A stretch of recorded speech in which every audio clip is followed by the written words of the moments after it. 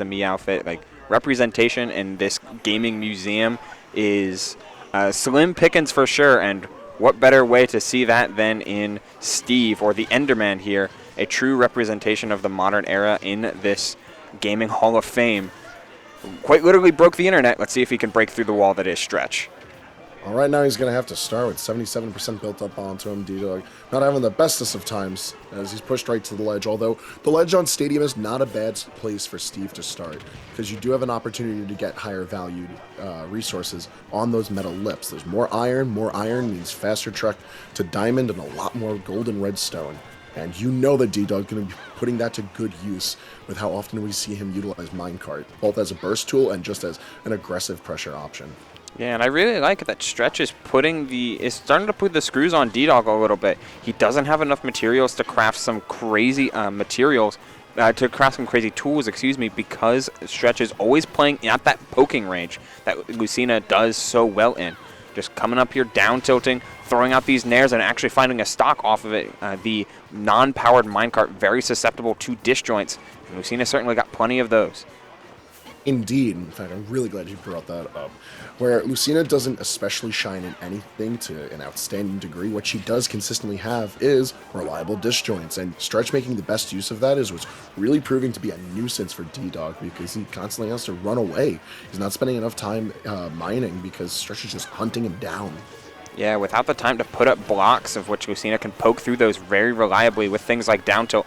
And you mentioned that Lucina is not the most...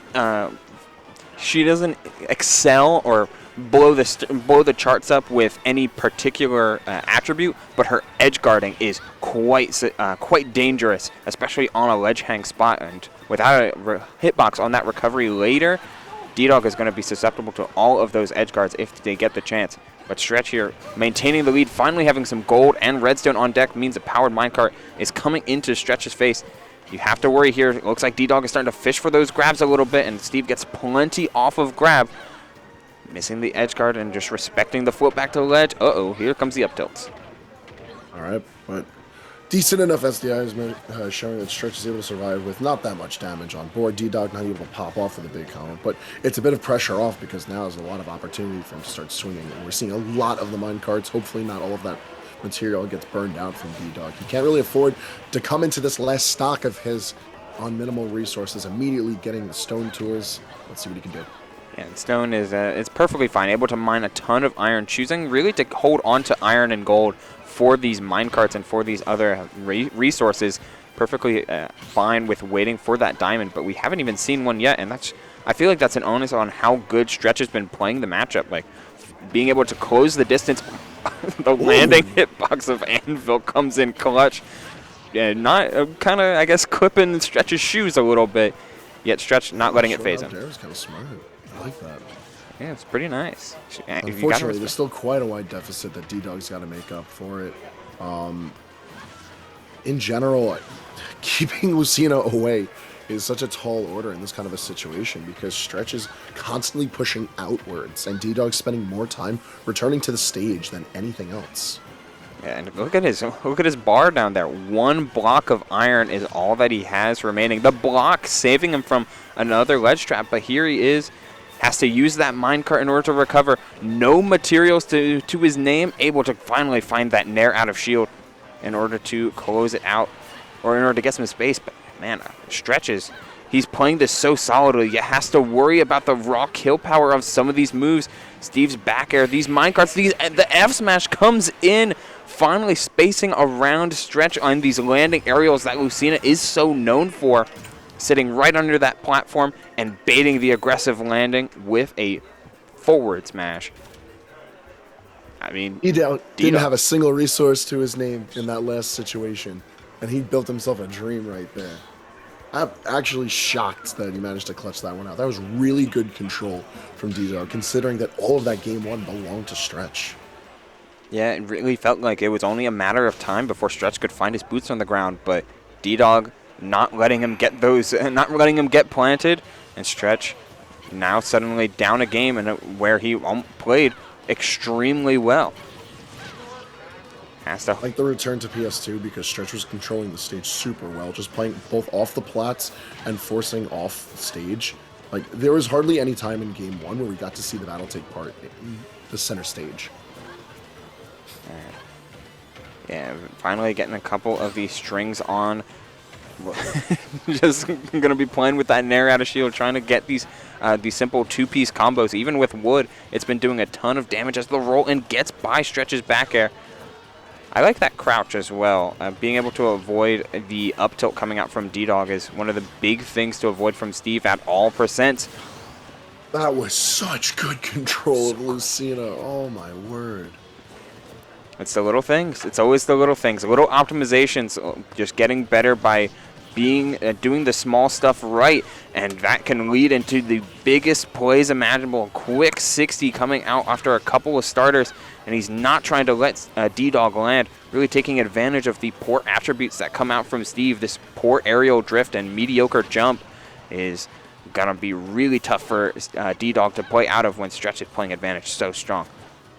It's been back air and aerial dancing blade specifically that Stretch has been using in the air to completely dominate space. Anywhere DDog tries to like wait around in to move around, it's just not safe space to navigate because Stretch is right there, ready to hit the hitbox. And now it's a 3-to-1 stock count.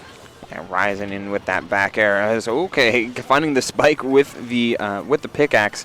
Not kind of the hitbox you want, though. You want to start forcing Lucina off stage, forcing her into the corner, try and find some way to take this stock.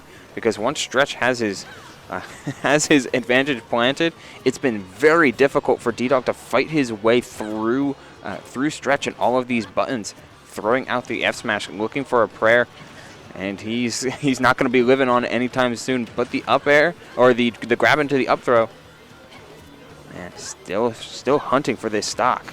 There it is. Like in game 1, the deficit looked doable for DDog, and he did manage to make it happen. Here, Stretch sitting on his clean second stock, and DDog is bleeding at 110. Given how light Steve is, it's pretty difficult to surmise a comeback is in the works, but that's on Stretch to actually clutch it out. Oh, there he is. Oh, and the read with the up smash is what's going to clutch that. Well, we're going to game 3. Yeah, I mean, you said it right. Just, wow, he really needs to find this stock, because that was one of the huge things that let DDog make the deficit feel not as insurmountable in game 1. When he needed it, DDog found the up tilt, found the grab, and was able to build up 60 to 80% before Stretch found the stock, and he was usually living until around 130 to even to 160 on his final stock. That time, Stretch closing out edge guards by going deep and finding back airs, being able to amass damage extremely quickly, and when he needed it most, he found that read. That's a way to steady your mentality through and through. But now all we need is Stretch to return to his chair. Yeah, once he returns, we'll be going into that game 3. Game 3, of course, happening on DDog's counter pick. And I think that's a lot of power for Steve to have to command where this a battle is going to have. Because you do have, not only do you have a control over what you're comfortable in, what feeds into your character, but also there's some measure of control in the resources that you're mining. And I think anything that can offer more iron to DDog is going to be very important. Because you see how heavily he's been leveraging Minecart, and the few times where he's put out Dare, they've counted for making sure he has safe passage to the stage, and on a couple of occasion kills, at least in that game 1. Oh yeah, it's been the DDog show when he's been able to find these hits, but it looks like he's just, oh no, he did select the stage, that being Smashville the pick.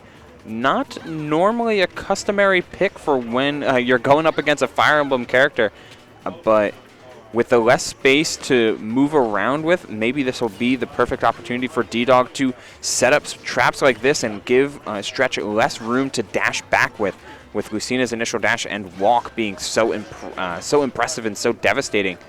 That may prove to be the difference. Yet Stretch firing back with a quick 60, finding these down airs, as you mentioned, going with the Sour Spot Dare in order to chain into further up airs. But DDog still hunting for that first stock, placing the TNT down and catching the jump afterwards. Great stuff, knowing that the explosion is quite threatening, and a great stall in order to avoid that explosion.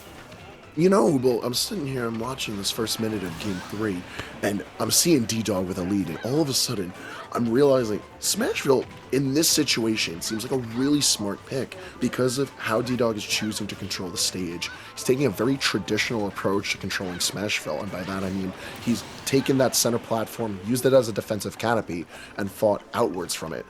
Now, usually we see characters like Lucina take advantage of that kind of play, but the way that DDog has been controlling the space around the platform and the ledges has made it really difficult for Stretch to navigate this space without taking too much damage. And a full demonstration of that control, finding the F smash. First time finding the time and the ability to craft diamond tools the entirety of this set. Lucina without a jump, but DDog not pushing at his advantage, realizing that what's been working is been playing around this platform, trying to snipe out jumps, using the TNT as a mechanism for his offense, and not in the explosion, but in the threat of it alone. That crafting table was destroyed. Stretch hasn't been landing on the pressure plate that's near the TNT. He has been landing on or near the TNT itself. And there's been some situations where he has no choice to, or it's just the lesser of two evils. And because DDog has so much passive control, he's had plenty of time to maintain his resources. And with that, better normals. And those normals have been boxing out so fantastically in this game. DDog's on the verge of taking this Game 3. Yeah, and in such a strong fashion, too. The Diamond Sword does break, but with so much materials. Oh, but no techs. He's got all the tools in the world, but he can't press the R button, at least in time. Missing out on that nair into back air. Going for another short hop dare, but whiffing. Starting to throw out a couple of panic options. This gold won't be nearly as strong as the diamond he was before it. Has to be careful. Has to mine even more the minecart. And there's the finisher. Oh. Excellent use.